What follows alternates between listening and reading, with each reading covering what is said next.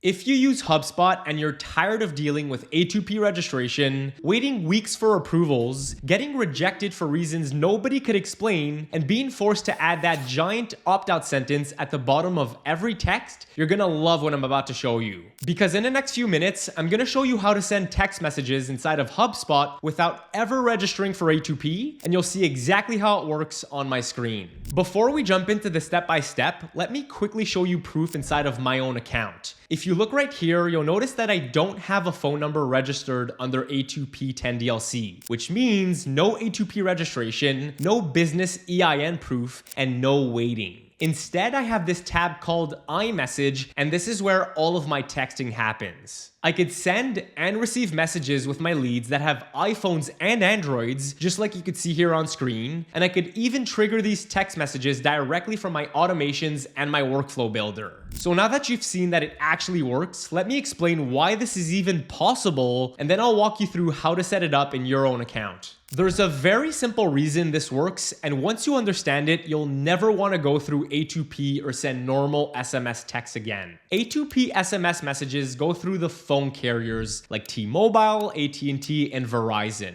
And because the carriers are involved, they enforce all of the A2P rules, the registration paperwork, the banned industries, the restricted keywords, and of course, that mandatory opt-out line. P2P iMessage is nothing like that. Instead of routing through the carriers, iMessage goes through Apple's private network. It's peer-to-peer, meaning that it's not categorized as business to consumer, it's not A2P, and it's literally one Apple device sending a message to another. Because of that, all of the typical restrictions completely disappear. No A2P registration, no approval process, no 2 to 3 week wait time, no banned industries, no block keywords, no opt-out language. And also, just keep in mind that if ever your contact has an Android device and doesn't have access to receive iMessages, the system will simply fall back to an SMS text, but not under the A2P regulations. Now that you understand the why, let me show you exactly how to get this set up inside of your own account. So step 1 of this process is downloading the Sendblue extension on the Google Chrome Web Store. To do this, obviously make sure that you're on a Google Chrome tab, head over to the Google Chrome Web Store and search for Sendblue and click on Install. You'll see this a little later in the setup, but for the moment, just know that this will add a small phone widget to your account so that you could get a real texting experience straight from your CRM. From this widget, you'll be able to send texts back and forth with your leads and also send things like videos and images and voice messages if you wanted to. Step 2, you'll need to activate the phone line that will actually send your iMessages. This part is extremely simple. You don't fill out a form, you don't upload documents, you don't wait for carrier approval.